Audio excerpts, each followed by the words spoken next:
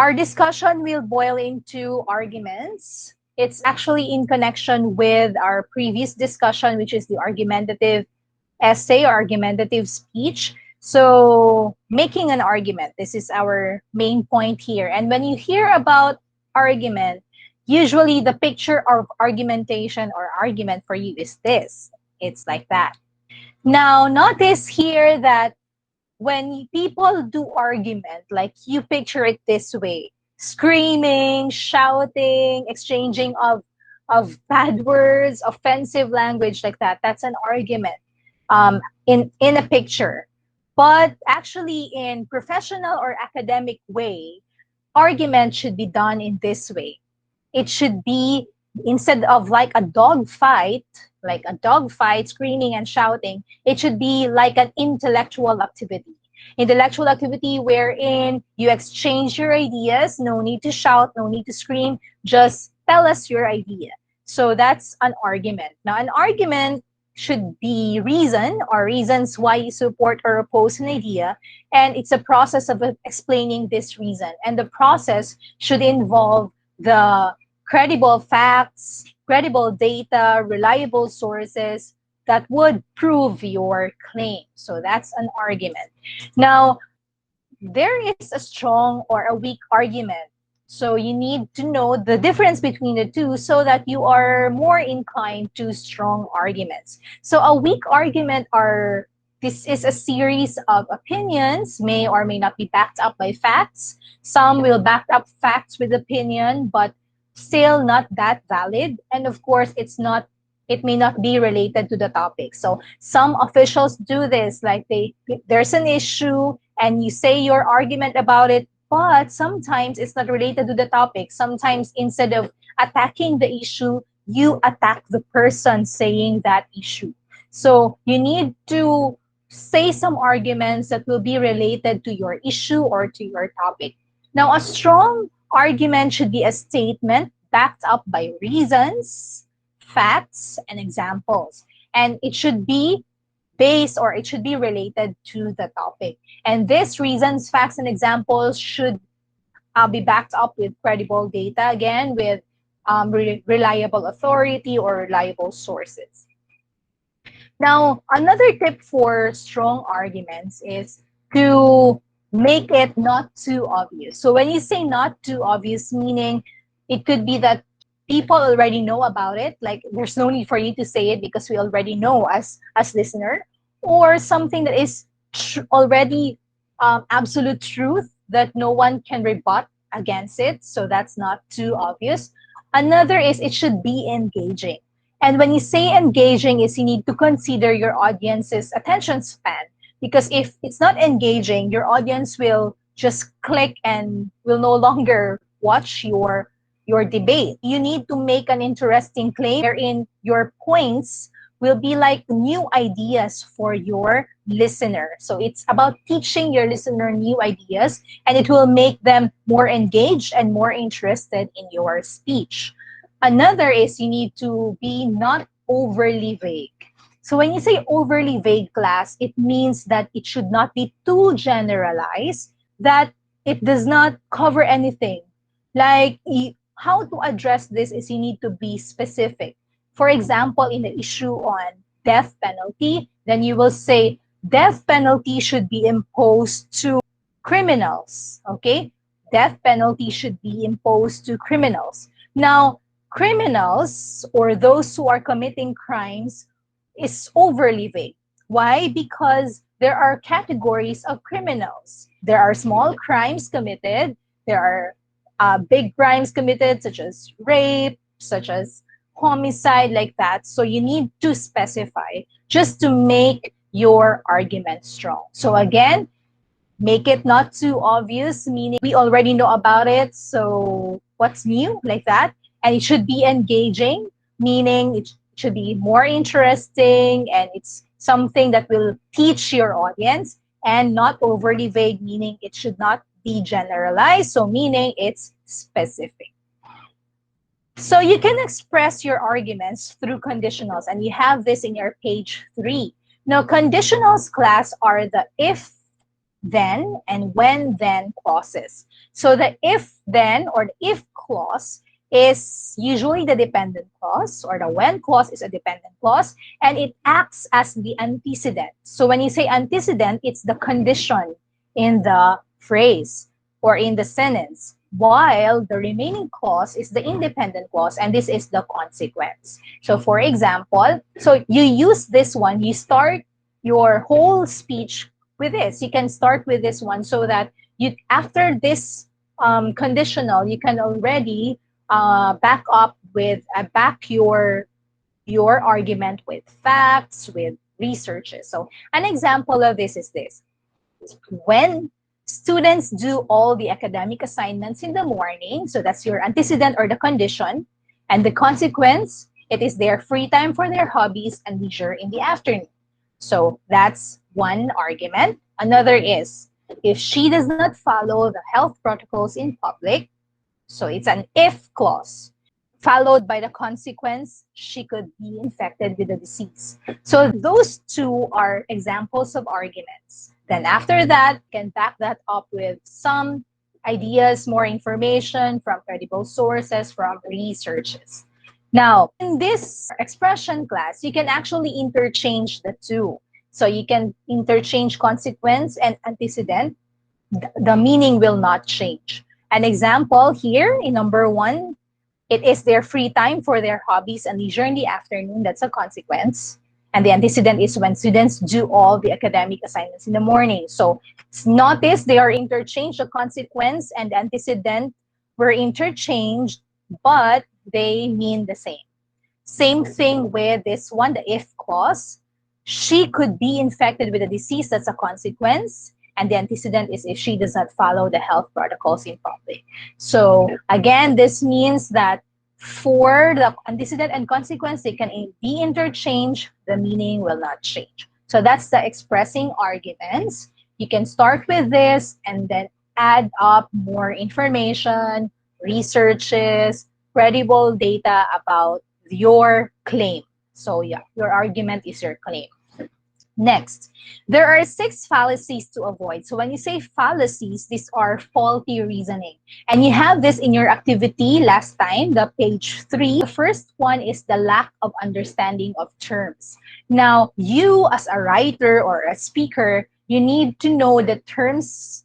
You need to research further on the terms. And at the same time, you need to impart the meaning of the terms, because it may create misunderstanding in the part of your listener. An example of that is this: drugs. Now, drugs class would mean different for different people, groups of people. For example, the meaning of drugs for Filipinos could be different from the meaning of drugs to the medical practitioner, because here some Filipinos in the Philippines know that drugs are those addictive compound. For example, the shabu, the marijuana, the cocaine, like that. So if you say drugs, uy, naka-drugs na siya. So meaning they thought that that is addictive compound. While for the medical practitioner, the drugs for them are for medicinal purpose. Like that's why you have mercury drugs. So meaning there are drugs there for you to be healed on your sickness, like that. So again, as a speaker or as a writer, you need to define the terms for your listeners. So just like in this argument, if marijuana is legalized as drugs in the Philippines, Filipinos will be addicted to it. Now, notice there that it becomes that contention because drugs there is actually pertaining to the addictive one, like the abuse component. While if it's for the medical purpose, if marijuana is legalized as drugs in the Philippines, many diseases could be healed by it. So again, if you, as a speaker and writer, please define the terms. So of course, by defining the terms, you should have understood the terms you are saying. Number 2 is hasty generalization. So when you say hasty, it means fast. It's very quick. So you generalize, you conclude in a fast or quick manner. And that is not good because this one is usually, for instance, you have one information, only one information, and out from that one information, you already generalize. You already concluded that, okay? So to conclude class, you need to have around 3 to 5 or 3 or more sources to back up your claim that claim is already valid. Again, it's not one information is not just enough. One source is not just enough. You look for around 3 to 5 sources for you to generalize so that it won't be a hasty generalization. An example of that is your exercise. There's a picture there saying, did you hear about the teenagers who vandalized the park downtown? So that's one information only. And this Batman guy here said, I did. Teenagers are so irresponsible and destructive. So because of this one information, he had generalized the teenagers so fast. So this is an invalid claim. It's an invalid argument. So be sure to back up your claim or your argument with 3 to 5, 3 or more sources. Number 3 is opinion substituted for fact. So there are some opinions that you may say, oh, this one is already the truth, but it's not. This is actually very common in chismis and fake news.